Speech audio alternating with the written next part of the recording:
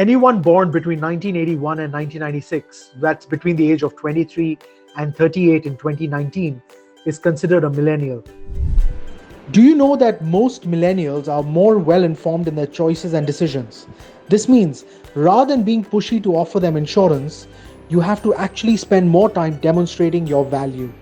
And in today's video, I want to talk about how to introduce financial planning and insurance to these millennials. A warm welcome to our family leader, our mentor, Dr. Sanjay Tolani. I've always believed 70% is mindset in our industry. Most people don't achieve the awards they aim for, not because they're not capable enough, but because of their limiting mindset. If you're not getting what you want in this industry, your mindset is holding you back. It's not about luck, not about circumstances, not even about network. But first and foremost, you need to have the current mindset. Here are 3 learning points we will discuss in today's video. How different are millennials from others? Why should millennials buy insurance? And how can you demonstrate the value to these millennials? What kind of presentation would be good to introduce insurance? By the way, I'm actually born in 1983, and that makes me a millennial as well. So without further ado, let's get started with our learning. So how different are millennials from others? There are 3 characteristics to take note when selling insurance to millennials. Number 1, they are more tech savvy.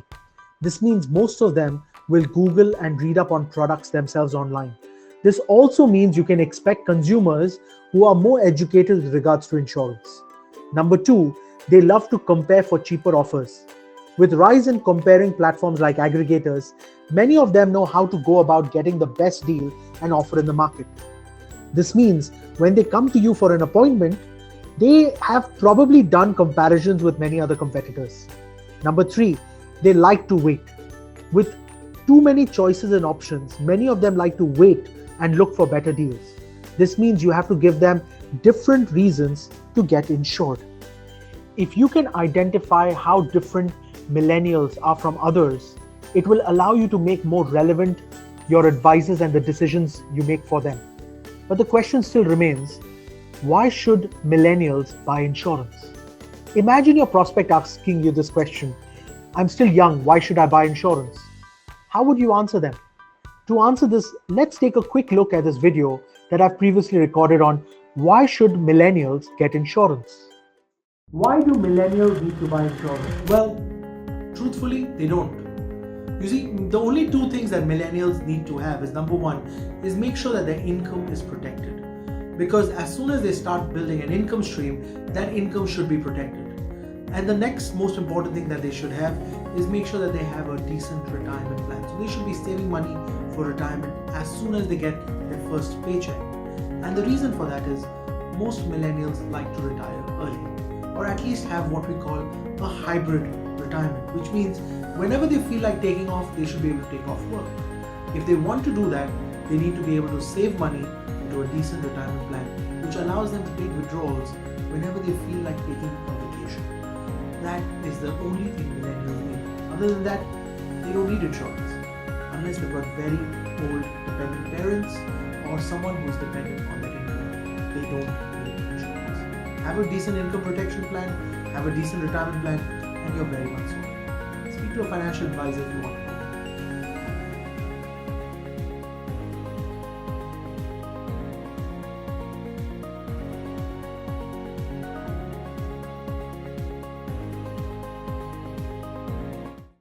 So, how can you demonstrate your value to these millennials? The good news for you is many millennials are aware of their needs for financial planning.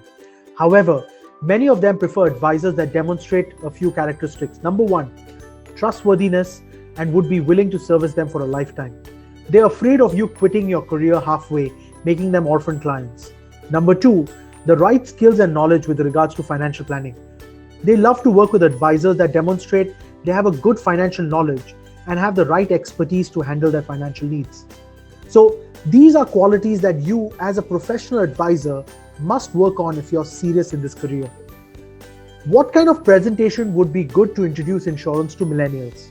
There are 2 presentations I find effective with millennials. and they are the 28,000 presentation and the technical presentation. So let's take a look at each of them accordingly. By the way, don't forget to subscribe to the channel and click the bell icon for notifications to get the latest video updates so I can share more tips and strategies with you to increase your overall sales. Hi guys, I have been in the business for more than 17 years now. And over the last 17 years, I've been working on making sure that I have a universal presentation with every single prospect that I meet.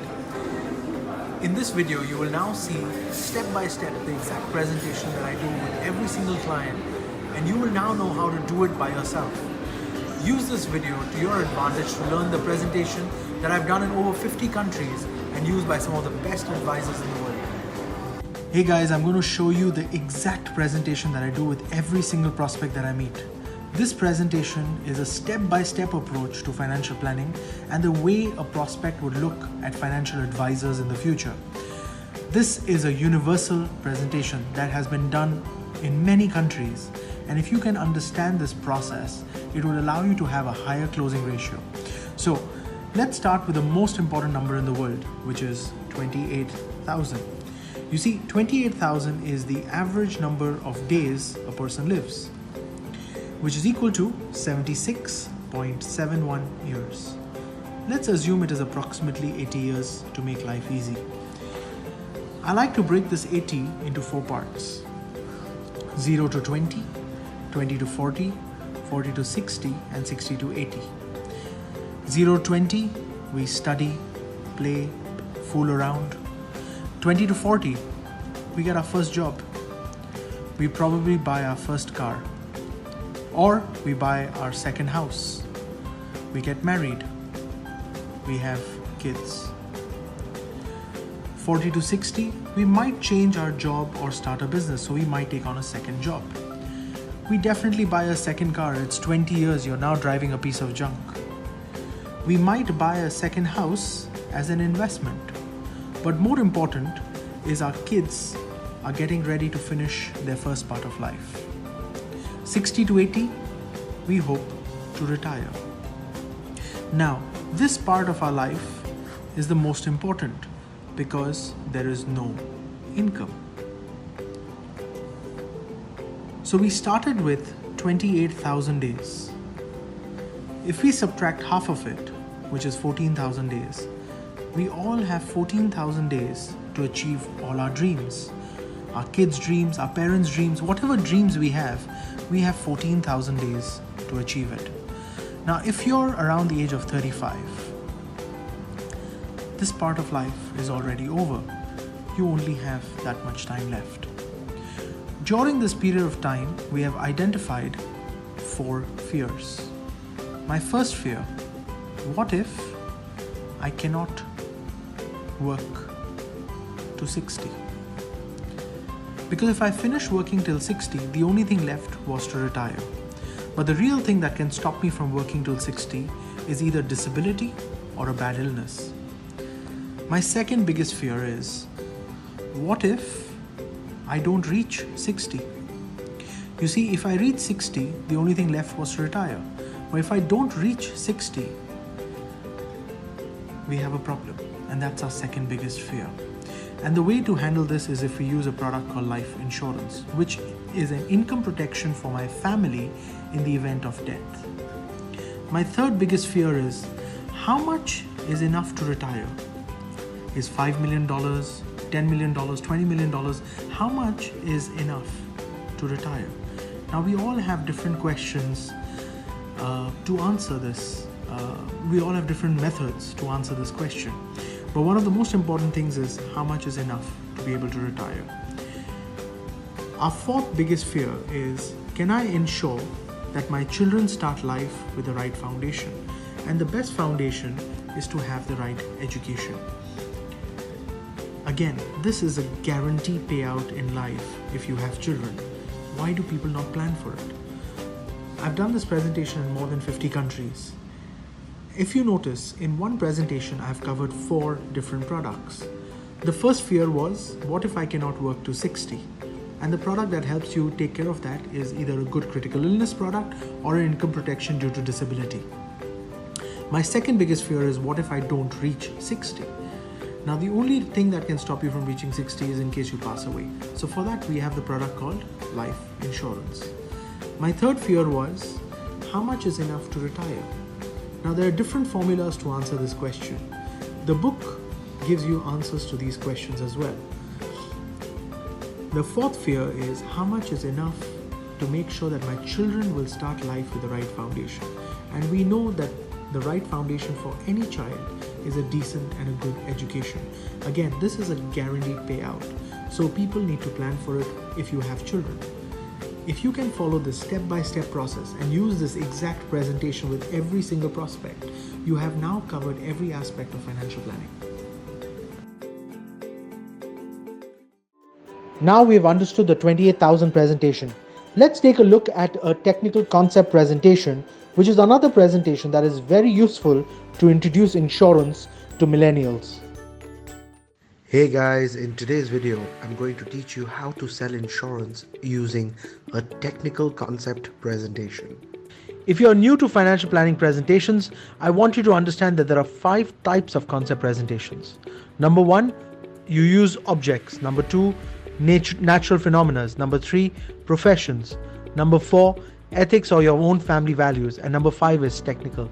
So in today's video, I'm going to give you a deep dive into how to do a technical presentation to sell financial planning products to investment savvy prospects. It is very important to have a good concept presentation because it can be helpful to you build a good impression, build trust, build confidence, trigger the right pains, give a clear understanding, and save time for all parties. How to do technical concept presentations. These are presentations that are primarily used for clients or prospects who are investment savvy. So let me illustrate with some examples. Example, Mr. Client, what are the basic necessities of life? They're food, clothing, shelter, right? However, all 3 of the basic necessities of life are in fact based on only one variable, which is income. Think about it. Your income decides the type of food you eat, your income decides what kind of clothes you wear, and your income decides what kind of house you're living in. These are all based on your lifestyle. Now there are 2 ways to get income. Either I work or you work. As of now, you are working and providing the food, clothing, and shelter.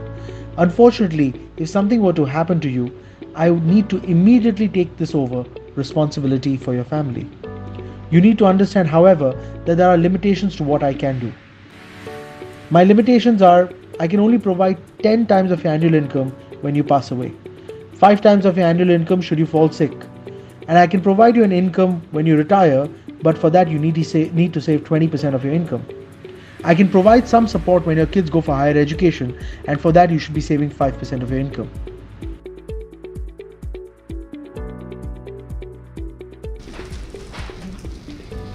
What are the 3 necessities of life? Food, clothing, and shelter, correct? The 3 necessities of life are food, clothing, and shelter. These 3 are based on only one variable, which is income. Your income decides the type of food you eat. Your income decides the type of clothes you wear.